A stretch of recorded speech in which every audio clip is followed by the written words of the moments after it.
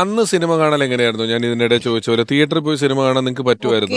ഇല്ല, സിനിമയിലൊക്കെ പോയി മലയാളം പടങ്ങൾ ചെന്നൈയിൽ റിലീസാവില്ല, ഓ, ഒരിക്കലും റിലീസ്. ആ ഒരു ചെമ്മീൻ മാത്രം വന്ന് കുറേ കാലമായിട്ട് ഓടി. പിന്നെ ആ നിമിഷം എന്നൊരു പടം, ആ പടം ഓടാൻ എന്താണെന്നറിയോ കാരണം? ശ്രീദേവിയാണ് അതിൽ അഭിനയിച്ചത്. അപ്പോൾ അതിൽ ചെറിയ പാവാട ഇട്ടിട്ട ഒരു ബാനർ ഇങ്ങനെ മുകളിലാണ് ശ്രീദേവി, ഞാനും അതുമൊക്കെ ഞങ്ങളുടെ മുഖങ്ങൾ ശ്രീദേവി നിൽക്കുന്ന പോലെ. അപ്പോൾ റിയലായിട്ട് അതിൻ്റെ ആർട്ട് ഡയറക്ടറൊക്കെ വന്നത് ശശിയാണ്, എ വി ശശിയാണ്. അപ്പോൾ ശ്രീദേവി ഇട്ടിരിക്കുന്നത് റിയൽ, ആ ബാനറിൽ റിയലായിട്ടുള്ള ഒരു പാവാട, അത് ഇതുവരേക്കുള്ള പാവാട.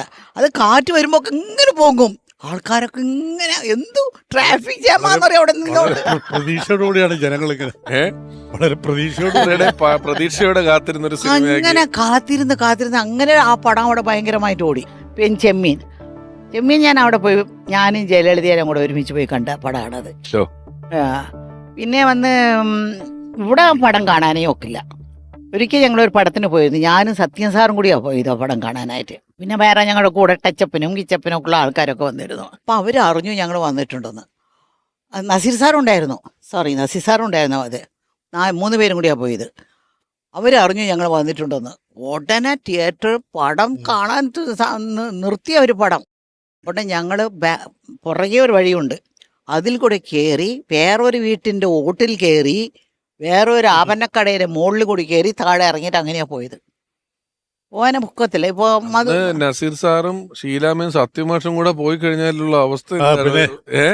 ഇപ്പോഴെങ്കിലും ആർട്ടിസ്റ്റിനെ വന്ന് വല്ലപ്പോഴും ഇവിടെയൊക്കെ ഷൂട്ടിങ് നടക്കുന്നുണ്ടല്ലോ, അപ്പൊ വല്ല വീടുകളിലൊക്കെ പോയാ മമ്മൂട്ടി അഭിനയിക്കുന്നുണ്ട്, ആ വീട്ടിന്റെ മുറ്റത്ത് പോയി നിന്നാൽ കുറച്ചു നേരം അവരെ കാണാം. അതേമാതിരി ലാലാണെങ്കിലും ലാലിന്റെ ഒക്കെ കാണാം. അന്ന് ഞങ്ങളെയൊക്കെ കാണണമെങ്കിൽ ചെന്നൈക്ക് വരണ്ടേ? അല്ല, ഈ ഫ്ലോറിലെ ഷൂട്ടിങ്ങുകൾ ഇത്രയും കുഞ്ചേട്ടനൊക്കെ ആദ്യം ഷൂട്ടിങ്ങുകൾ നടക്കുന്നത്. അപ്പൊ ഒരു ഔട്ട്ഡോർ പരിപാടികൾ തുടങ്ങിയതിന് ശേഷം അതിന്റെ ഒരു എൻജോയ്മെന്റ് എങ്ങനെയായിരുന്നു നിങ്ങൾക്ക്? അല്ല, മറ്റേ എല്ലാം സൈലന്റ് ആണ്. ഫ്ലോറിനകത്ത് കയറി കഴിഞ്ഞാൽ പിന്നെ സെൻട്രൽ ജയിലിൽ കിടക്കുന്ന പോലെ നമ്മൾ മാത്രമേ ഉള്ളൂ.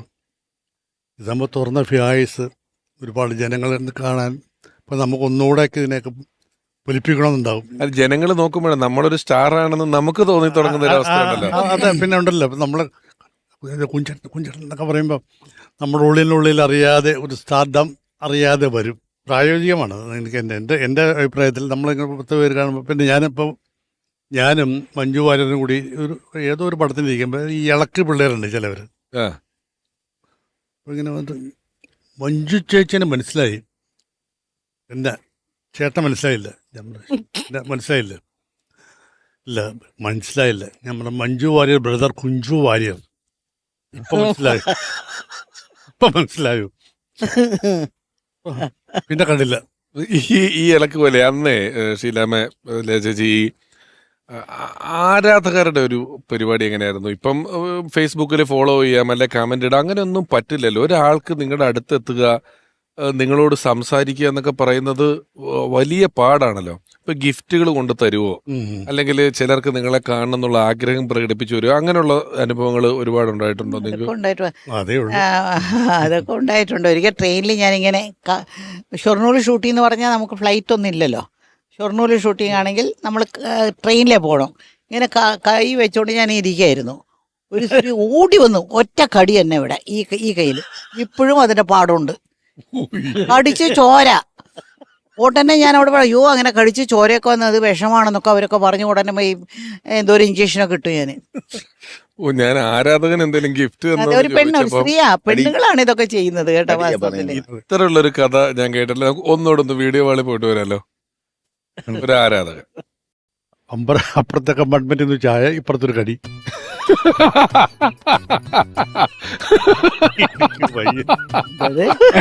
അപ്പുറത്തെ കമ്പാർട്ട്മെന്റിൽ നിന്നൊരു ചായ, ഇപ്പുറത്ത് വന്നൊരു കടി.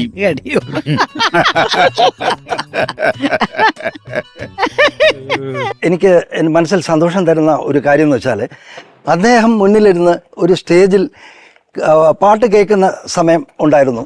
അതിൻ്റെ പേര് ഒരു തിര പിന്നെയും തിര എന്ന സിനിമയാണ്. മമ്മൂട്ടിയാണ് പാടുന്നത്. ഞാനതിൽ മമ്മൂട്ടിയുടെ സൈഡിൽ നിന്ന് ഗിത്താർ വായിക്കാനുള്ള ഒരു അവസരം കിട്ടി. അങ്ങനെ രാവിലെ മുതൽ വൈകിട്ട് വരെയും ആ ഷൂട്ടിന് മുമ്പിൽ ഞാൻ സ്റ്റേജിൽ ഉണ്ടായിരുന്നു. അദ്ദേഹത്തെ കാണാനും സാധിച്ചു. അതെൻ്റെ മനസ്സിൽ നിന്ന് ഒരിക്കലും മായാത്ത ഒരു സംഭവമായി ഞാൻ കരുതുന്നു. നസീർ സാർ അഭിനയിച്ച സിനിമ രംഗങ്ങളും അദ്ദേഹം അഭിനയിച്ച് പാടിയ ഗാനങ്ങളും ഇന്നും മലയാളികളുടെ മനസ്സിൽ മായാതെ നിൽക്കുന്ന ഒരു സംഗതിയാണ്. ഇതൊക്കെ ഈ പുന്നപ്ര പച്ചഞ്ചേട്ടനെ പോലെ ചില ഗിറ്റാറും അതെ അതെ അതെ അല്ലെ പടം ചില പഴംപൊരിയും പൊറോട്ടയൊക്കെ ഉണ്ടെങ്കിൽ പഴമൊഴി പറയാറ് പുന്നപ്ര പഞ്ചേട്ടൻ പിന്നെ ചില സിനിമകളൊക്കെ വലിയ വേഷങ്ങളൊക്കെ ചെയ്തിട്ടുണ്ട്. മുഖ്യമന്ത്രിയായിരുന്നു. മുഖ്യമന്ത്രിയായ സിനിമ ഏതാ? കിങ്. ദി കിങ് എന്ന് പറയുന്ന മമ്മൂക്കയുടെ പടത്തെ മുഖ്യമന്ത്രി, മമ്മൂട്ടി കളക്ടർ. പക്ഷെ ഇപ്പൊ എനിക്ക് ഒരു എന്താ പറയാ, ഒരു മാസ്റ്റർ പീസ് കിട്ടി. ഇപ്പോഴത്തെ പുതിയ പടത്തിനകത്ത് ഒരു 30-35 സീനുണ്ട്. Very good, congrats. Thank you. ഒരു സിനിമയോടുള്ള ഇഷ്ടത്തിന്റെ യാത്രയിൽ 30 സീൻ വരുന്നത് 54 കൊല്ലം കഴിഞ്ഞപ്പോ. ആദ്യത്തെ സിനിമ ഏതായിരുന്നു? ഉദയനന്റെ മകൻ. ഏതാ കൊല്ലം? 68-70 കാലത്തൊട്ട് അല്ലേ? അതിലല്ലേ ഗുരുവായൂരം? അതെ അതെ അതെ, ആ പാട്ടിനകത്തുള്ള ഓർമ്മയിലെന്നും